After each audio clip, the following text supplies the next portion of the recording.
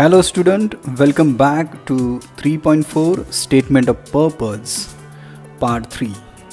In this part we are going to study and learn brainstorming activities, samples of statement of purpose and some simple example of statement of purpose which is very important for your examination. Let us start brainstorming activity A1. Discuss and exchange your views with your partner about your career plan. स्वतःच्या करिअरबद्दल किंवा कारकिर्दीबद्दल आपल्या मित्रांबरोबर चर्चा करा असा या ठिकाणी प्रश्न विचारलेला आहे. याचं उत्तर म्हणजे काय, भविष्यकाळामध्ये आपण काय होणार आहोत आणि त्याची सुरुवात किंवा त्या ड्रीमची सुरुवात कशापासून झाली हे आपण लिहू शकतो. थोडक्यात या ठिकाणी स्टेटमेंट ऑफ पर्पजमधील एम हा पॉईंट या ठिकाणी आपल्याला लिहिता येईल. याचा आन्सर आपण वेगवेगळ्या पद्धतीने लिहू शकतो की तुम्हाला भविष्यकाळामध्ये आपलं करिअर कशा पद्धतीने करायचं आहे. या ठिकाणी आपण एक एक्झाम्पल घेतलेलं आहे. I wish to be a professional animation programmer in future. भविष्यकाळामध्ये मला ॲनिमेशन प्रोग्रॅमर व्हायचं आहे आणि याची सुरुवात कशी झाली ते आपण सांगितलेलं आहे. पहा, the famous cartoon show Donald Duck, Tom and Jerry involve me in drawing first and later I involve in a creative sketching. माझ्या या स्केचिंगची सुरुवात प्रसिद्ध कार्टून शो डोनाल्ड डक आणि टॉम अँड जेरी यांच्या माध्यमातून झाली आणि नंतर मी अत्यंत निर्मितीशील असं रेखाटन करू लागलो. The first cartoon I draw was Mowgli from the jungle book cartoon story. मी पहिलं जे कार्टून पूर्णतः तयार केलं ते जंगल बुक या स्टोरीमधलं मोगली हे कॅरेक्टर होतं. Everyone is appreciated and clapped for me. प्रत्येकाने त्यावेळेला मला प्रेरणा दिली आणि टाळ्याही वाजवल्या. Afterwards I join a professional cartoonist academy where I learn various typefaces and line rules. यानंतर मी एका प्रोफेशनल व्यावसायिक कार्टुनिस्ट अकॅडमी जॉईन केली आणि याच्यामधनं वेगवेगळ्या पद्धतीचे शैली, आकार आणि रेषांच्या प्रकार हे मी शिकलो. All my friends and family members supports me. It is my dream to study in sir J institute of applied art college in Mumbai. माझे सगळे मित्र आणि परिवार मला नेहमी सपोर्ट करतात आणि माझं असं स्वप्न आहे की मुंबईमधील प्रसिद्ध सर जे आर्ट इन्स्टिट्यूटमध्ये मला ॲडमिशन घ्यायचं आहे. पर्सनल रिस्पॉन्स टाईप अशा पद्धतीचा हा क्वेश्चन होता. आपण याचं उत्तर आपल्या पद्धतीने लिहू शकता. नेक्स्ट ॲक्टिव्हिटी आहे A2. You must have decided your aim in life. Which institute or university would you like to join for diploma or graduation. Write a statement of purpose as a part of your application to the institute or university. Students, या ठिकाणी आपल्याला statement of purpose तयार करा असं सांगितलेलं आहे, जो तुमच्या ॲप्लिकेशनसोबत जोडलेला एक भाग आहे. आता विद्यार्थी मित्र हो, या ठिकाणी बोर्डाच्या एक्झाममध्ये आपल्याला स्टेटमेंट ऑफ पर्पज यावरती क्वेश्चन विचारताना तो दोन प्रकारे विचारला जाऊ शकतो. एक, त्या प्रश्नामध्ये सरळ सांगितलं जाईल की तुम्ही या विशिष्ट कोर्सला ॲडमिशन घेणार आहात आणि तुमची ही युनिव्हर्सिटी आहे, तुम्ही इथंपर्यंत शिक्षण घेतलेलं आहे, किंवा काहीही माहिती न देता तुम्ही स्वतःच्या पद्धतीनं स्टेटमेंट ऑफ पर्पज तयार करू शकता. या ठिकाणी आपण अत्यंत सोप्या पद्धतीचं एक स्टेटमेंट ऑफ पर्पज लिहिलेलं आहे, ज्याच्यामध्ये आपण ग्रामीण भागातले विद्यार्थी आहोत असं गृहीत धरून आपण ॲग्रिकल्चर कोर्स या संदर्भात किंवा ॲग्रिकल्चर डिग्री या संदर्भात एक स्टेटमेंट ऑफ पर्पज तयार केलेलं आहे.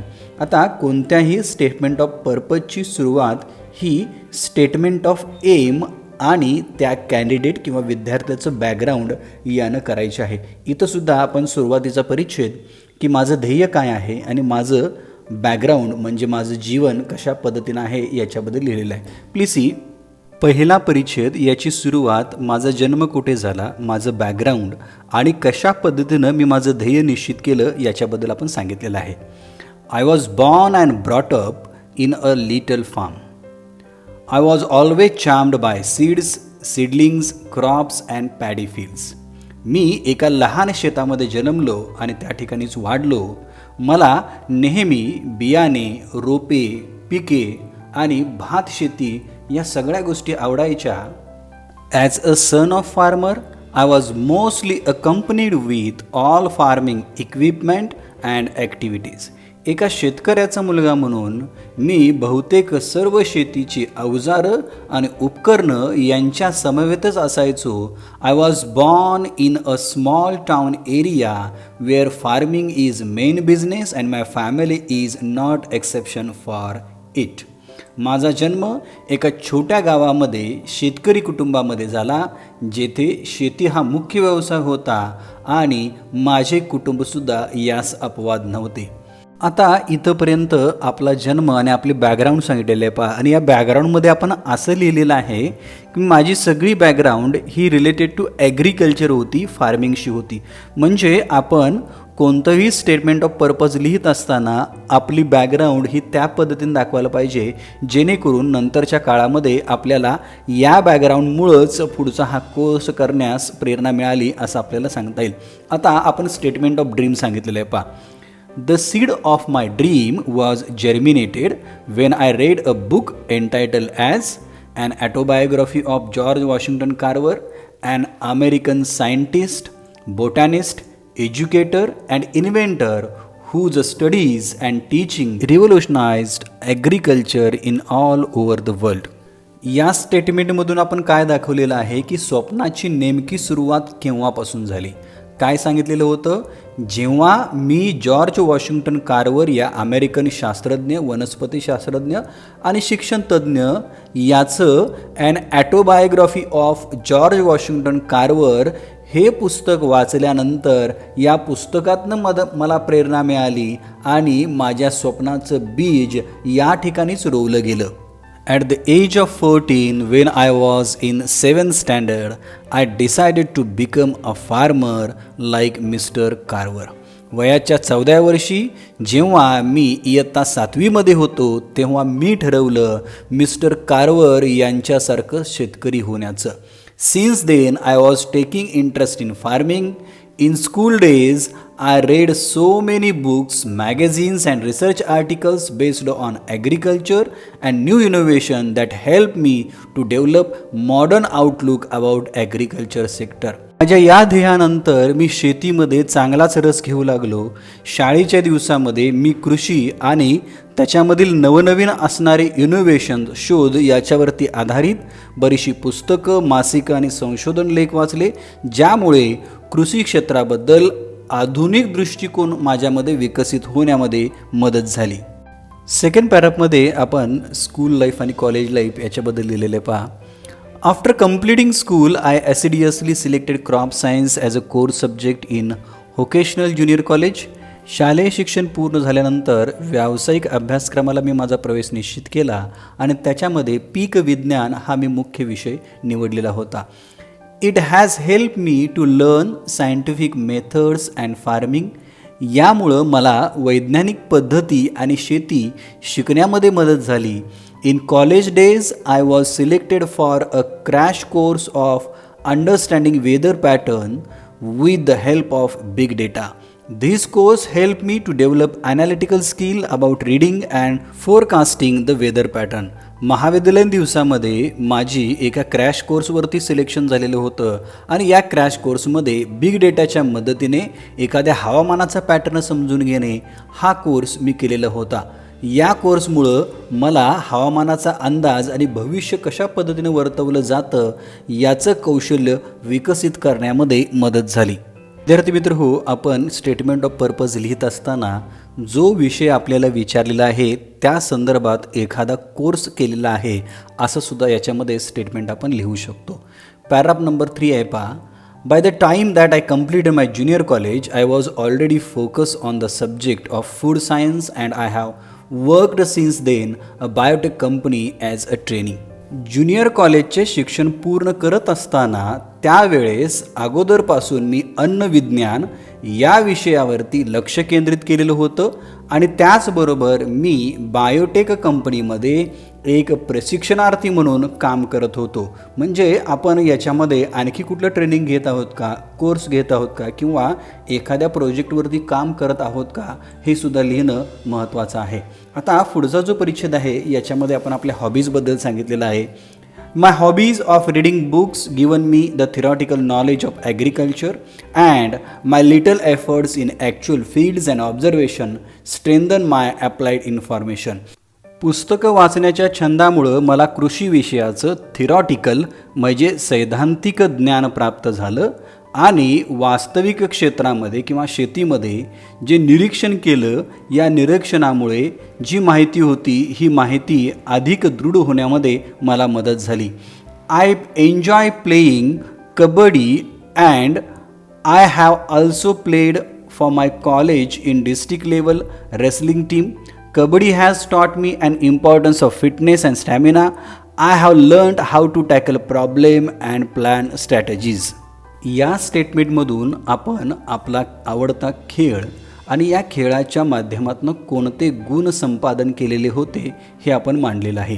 या ठिकाणी काय सांगितलेलं आहे पहा, मला कबड्डी खेळायला आवडतं, याचबरोबर जिल्हा महाविद्यालयीन कुस्ती या संघामध्ये मी स्वतःच्या महाविद्यालयाकडून खेळलेलो होतो. कबड्डीने मला फिटनेस आणि स्टॅमिना याचं महत्त्व शिकवलं. समस्या कशा सोडवायच्या किंवा एखादी कार्यनीती कशी ठरवायची मी ह्या खेळातून शिकलेलो आहे. As someone said, practice makes man perfect. To achieve more excellence and understanding the basic of farming, I devoted more time in farming, which enriched my understanding of how actual crops were sown, cultivated, fertilized, and harvested. In the month of harvesting, I also learned about calculation of farming in the sense of efforts, investment, production, and market rates. या परिच्छेदामध्ये आपण एका प्रोहबच्या साह्याने काही statement केलेले आहेत, ज्याच्यामधून आपण practical knowledge कसं घेतलं हे मांडलेलं आहे. सराव हा माणसाला अधिक परिपूर्ण बनवतो. याच पद्धतीनं शेतीतील काही मूलभूत गोष्टी समजून घेण्यासाठी मी सुद्धा जास्तीत जास्त वेळ हा शेतीमध्ये घालवला. हा वेळ घालवत असताना पीक म्हणजे काय, पेरणी, लागवड, सुपीकता आणि कापणी कशी होते हे मी समजून घेण्याचा प्रयत्न केला. कापणीच्या कालावधीमध्ये शेतकऱ्यांना लावलेल्या बिया, त्याची असणारी गुंतवणूक, झालेलं उत्पादन आणि बाजारभाव याच्या दृष्टिकोनातून सुद्धा मी शेतीचा अभ्यास केला. This fact help me realise how risky and unpredictable farming was. या शेतीमधलं लावलेलं बी बियाणं आणि त्याच्यामधनं झालेलं उत्पादन, मिळालेला फायदा याच्यावरून मला एक जाणवलं की शेती हा अत्यंत जोखमीचा आणि अनिश्चिततेचा व्यवसाय आहे. म्हणून मी माझं ध्येय ठरवलं. My central goal is to become highly skillful professional farmer in the agriculture sector. आणि अशा या ॲग्रिकल्चर सेक्टरमध्ये अत्यंत कौशल्यपूर्ण व्यावसायिक शेतकरी होण्याचं मी स्वप्न बाळगलं. I look forward to an in depth and scientific experiences at this degree.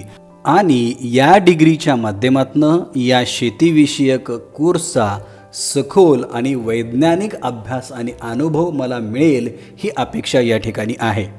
म्हणजे ही पदवी माझ्यासाठी का महत्त्वाची आहे हा सुद्धा प्रॉब्लेम या ठिकाणी आपण स्टेट केलेला आहे. पुढं आपण कसे योग्य कॅन्डिडेट आहोत या कोर्ससाठी याच्याबद्दल आपण सांगितलेलं आहे. I consider that I am a right candidate for this master degree programme as all of my background, experiences as well as course I have enrolled in my given the motivation, love and understanding for doing new and innovative work in the world of agriculture.